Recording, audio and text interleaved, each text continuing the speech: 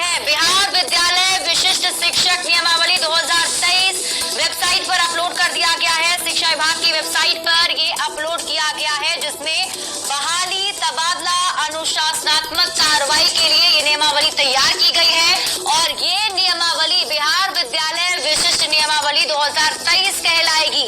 विभाग में अपने द्वारा चयनित एजेंसी के माध्यम से अब परीक्षा ली जाएगी। कार्यरत शिक्षकों को अब विभाग परीक्षा लेगा।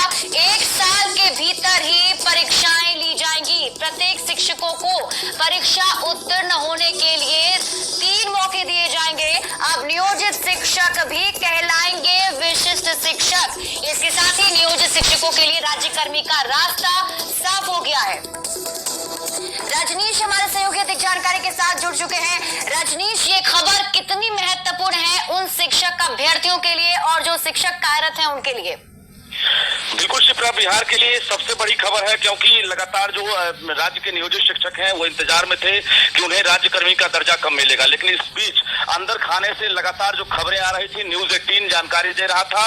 तो इसी के साथ न्यूज 18 की खबर पर मुहर लग गई है, क्योंकि सबसे पहले हमने कहा था कि राज्य के जो 4 लाख नियोजित टीचर हैं उन्हें राज्यकर्मी का दर्जा दिया जाएगा। तो पहला स्टेज पार कर गया है शिक्षा विभाग। ये बड़ी खबर हम दे दें कि अब राज्य के जो नियोजित टीचर हैं अब वो विशिष्ट टीचर कहलाएंगे, क्योंकि उनको लेकर जो है अब स्पेशल यानी शिक्षक नियमावली 2023 जो है तैयार कर लिया गया है और उस नियमावली को वेबसाइट पर भी अपलोड कर दिया गया है। यानी इसके तहत अब जो है नियुक्ति, स्थानांतरण या अनुशासनात्मक कार्रवाई के साथ साथ जो अन्य जो कार्रवाई है वो अब इस नियमावली के तहत की जाएगी। बता दें आपको कि अब नियोजित टीचर को सिर्फ और सिर्फ एक दक्षता मोड में जो है परीक्षा पास करनी होगी, जिसको लेकर इस नियमावली के लागू होते ही 1 साल के भीतर परीक्षा ली जाएगी। यानी 3 मौके दिए जाएंगे उत्तीर्ण होने के लिए। अगर 3 मौके में अगर शिक्षक पास करते हैं तो वो राज्यकर्मी बनेंगे, अगर वो फेल कर जाते हैं तो वो सेवा से मुक्त कर दिए जाएंगे। तो ये बड़ी जानकारी हम राज्य के नियोजित टीचर्स को दे दें कि अब वो राज्यकर्मी बन सकेंगे। इसको लेकर अब ज्यादा दिन नहीं, बल्कि अब सीधे इस नियमावली के ड्राफ्ट के आधार पर अब कैबिनेट में मुहर लगने की बारी है।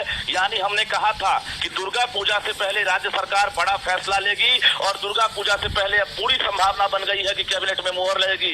इसके तहत अब जो है जो वेतन दिए जाएंगे, आपको बता दें वेतन निर्धारण की भी सूची जारी कर दी गई है। जो अभी राज्य सरकार यानी शिक्षा विभाग ने अभी जो सूचना जारी की है उसमें कक्षा 1 से 5 तक के जो विशिष्ट शिक्षक होंगे उन्हें 25,000 रुपए दिए जाएंगे। कक्षा 6 से 8 तक के जो विशिष्ट टीचर होंगे उनका मूल वेतन 28,000 होगा। कक्षा 9 से 10 के जो होंगे उनका वेतन 31,000 होगा। इसके साथ साथ जो महंगाई भत्ता है, चिकित्सा भत्ता है, मकान भत्ता, किराया भत्ता, परिवहन भत्ता, ये अलग से दे होगा। कुल मिलाकर ये कहें कि 50,000 से लेकर 55,000 से लेकर 56,000 तक जो टीचर हैं उन्हें अब वेतन मिलेगा।